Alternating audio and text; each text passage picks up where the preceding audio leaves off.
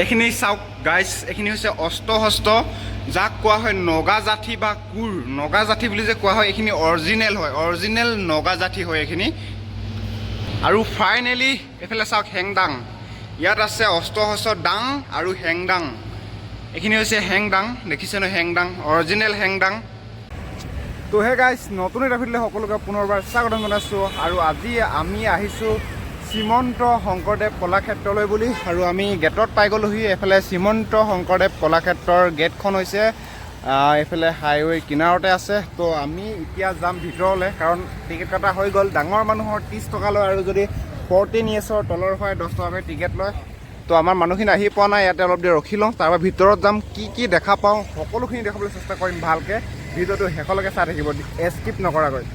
কলাক্ষেত্ৰৰ ভিতৰলৈ সোমাই আহি আপোনালোকে ডাইৰেক্ট এনেকুৱা দেখি পাব, ইয়াত এটা পুখুৰী আছে, অলপ প্ৰাক নিচিনা, আপোনাৰ প্ৰাক বনাই থোৱা আছে গোটেই এইবিলাক চাৰিওফালে।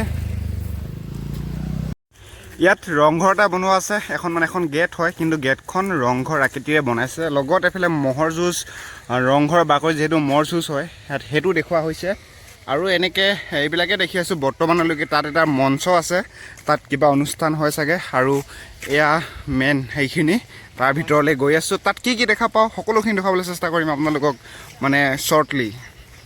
আৰু এখন হৈছে পূৰ্বজ্যোতি মিউজিয়াম, ইয়াৰ ভিতৰত যাম, ভিতৰত কি দেখা পাওঁ দেখাবলৈ চেষ্টা কৰিম। এইফালেদি সোমাই যাব লাগিব মিউজিয়ামলৈ। আৰু মিউজিয়ামত সোমাই আপোনালোকে দেখিব এইফালে পোৰা মাটিৰ শিল্প, এইবিলাক মাটিৰ শিল্পবিলাক ইয়াত আছে।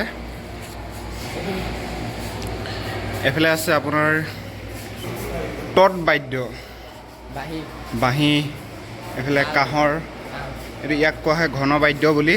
ভোৰতাল, বিহুতাল, সেইখিনিক কোৱা হয় ঘন বাদ্য। আৰু ইয়াত মানে গোটেই মুখা শিল্পবিলাক দেখুওৱা হৈছে, কোনটোৰ কি মুখাৰ নাম। এইটো হৈছে উদ্ধৱ, আৰু এইটো হৈছে দানৱ, এইটো হৈছে ধাই। ইয়াত মানে গোটেইবিলাকৰ নাম লিখা আছে এটা এটাকৈ প্ৰতিটো ডিটেইলছত। আৰু এইফালে পূৰা ডাঙৰকৈ বনোৱা আছে। ইয়াত লিখিছে বৰাহ, এইটো হৈছে বৰাহ, ইয়াত চাগে লিখা আছে বৰাহ। হিৰণ্য। আৰু ইয়াত আছে কাঁহ শিল্প সামগ্ৰী, লগতে প্ৰতিটো বস্তু আছে দেখুৱাই আছোঁ মই। কাঁহ, পিতলৰ সামগ্ৰী, কাঁহ আৰু পিতলৰ দুইটা বস্তু মিক্স কৰি বনোৱা এইখিনি হয় শৰাই। তাৰপিছত আছে ধাতুৰ সামগ্ৰী, এইবিলাক হৈছে ধাতুৰ সামগ্ৰী, এইখন বান কাঁহী, আৰু লগতে আছে আপোনাৰ বহুতখিনি বস্তু আছে ইয়াত। মানে যিহেতু এখন মিউজিয়াম হয়, এই মিউজিয়ামত ট্ৰেডিশ্যনেল বস্তুবিলাক দেখিবলৈ পাব আপোনালোকে। যিমানবিলাক অসমৰ জাতি জনগোষ্ঠী আছে, সকলোৰে ট্ৰেডিশ্যনেল কাপোৰ হওক বা বস্তু হওক, যিকোনো বস্তু এই শংকৰদেৱ কলাক্ষেত্ৰৰ পূৰ্বজ্যোতি মিউজিয়ামত দেখিবলৈ পাব। সেইবিলাকে বৰ্তমানলৈকে দেখি আছোঁ মানে মিউজিয়ামত। আৰু ছেকেণ্ড ফ্ল'ৰত আহিলে মানে আপোনালোকে দেখি পাব ইয়াত দেউৰী জনগোষ্ঠীসকলক ইয়াত দেখুওৱা হৈছে। লগতে এফালে আছে, এইসকল হৈছে মিচিং জনগোষ্ঠী। আৰু এইফালে এখন তাঁতশাল আছে, তাঁতশাল ইংলিছত লম বুলি কোৱা হয়। আৰু এইফালে তিৱা জনগোষ্ঠী হয়, ইয়াত লিখা আছে তিৱা জনগোষ্ঠী। এইফালে আছে ৰাভা জনগোষ্ঠী, এইফালে ৰাভা জনগোষ্ঠী আৰু তিৱা জনগোষ্ঠী। আৰু ইয়াত আছে মাৰ জনগোষ্ঠী, এইফালে আৰু কুকি জনগোষ্ঠী, যোনটো নেকি মণিপুৰত আছে, কুকি জনগোষ্ঠী। ইয়াত মানে ট্ৰেডিশ্যনেল বস্তুবিলাক, ট্ৰেডিশ্যনেল এইবিলাক ড্ৰেছ, ট্ৰেডিশ্যনেল সকলোৰে মানে প্ৰতিটো জাতিৰ ট্ৰেডিশ্যনেল ড্ৰেছবিলাক উপস্থাপন কৰা হৈছে ধুনীয়াকৈ। আপোনালোকে কলাক্ষেত্ৰত আহিলে এইবিলাকে চাবলৈ পাব। আৰু এতিয়া পালোহি একেবাৰে ওপৰত, আপোনালোকে দেখি পাব এইফালে সিংহাসন আছে, সিংহাসন দেখুওৱা হৈছে। লগতে ইয়াত নামঘৰৰ বস্তুবিলাক ইয়াত আছে, ইয়াত আপোনালোকে চাব পাৰে সকলোবিলাক ইয়াত লিখি থোৱা আছে।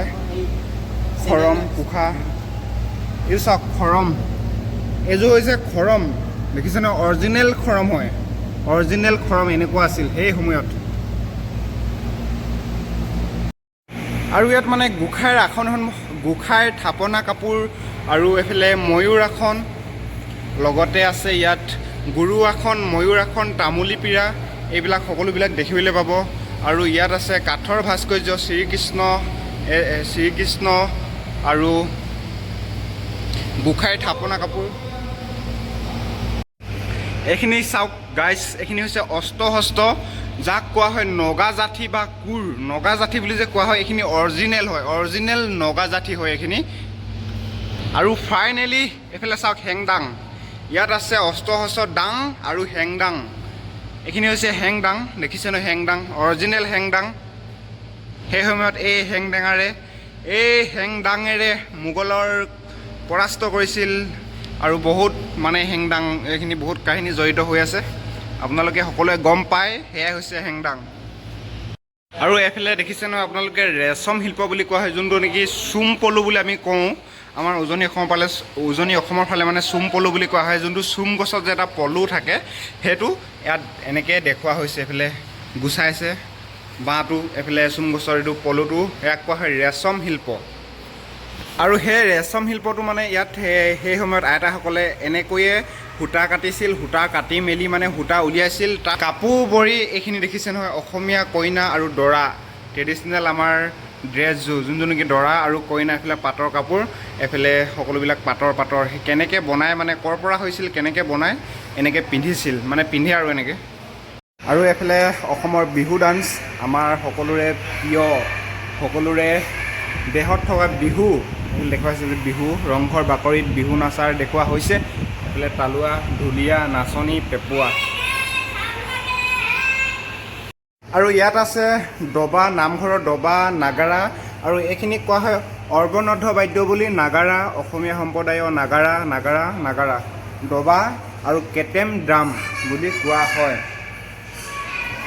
আৰু ইয়াত আছে অৱনদ্ধ বাদ্য, এইখিনিকো অৱনদ্ধ বাদ্য বুলি কোৱা হয়, যোনবিলাক নেকি ঢোল, এইফালে ঢোলৰ যাদুকৰ স্বৰ্গীয় মঘাই ওজাৰ ঢোল, এইটো হৈছে ওজাই ঢোল, ডুমডুম। সচিত্ৰ সাঁচিপতীয়া পুথি বিথীকা, ইয়াত আছে মানে সাঁচি পাতত লিখা পুথিসমূহ, গোটেই পুথিসমূহবিলাক ইয়াতে মানে দেখুওৱা হৈছে। চাওক গিলাচৰ ভিতৰত আছে, সেইটো কাৰণে মানে ফ'কাছ হ'বলৈ অকণমান দিগদাৰ হৈছে, কিন্তু বহুত বেছি আছে, বহুত বেছি। এইটো হৈছে এটা গছৰ মুঢ়া, আৰু গছৰ মুঢ়াটো মানে কি মানে কেনেকুৱাকৈ চাওকচোন বনাই পেলালে, গোটেইটো মানে দেখিছে নহয় আপোনালোকে, চিনি পাইছে নাই সেইটো কওক, কেনেকুৱাকৈ আৰ্ট কৰিছে এইটো চাওক। এটা গছৰ মুঢ়াত দেখিছে নহয়, এইফালে সিংহ, এইফালে হাতী, ঘঁৰিয়াল, সকলোখিনি মানে এটা গছৰ মুঢ়াত।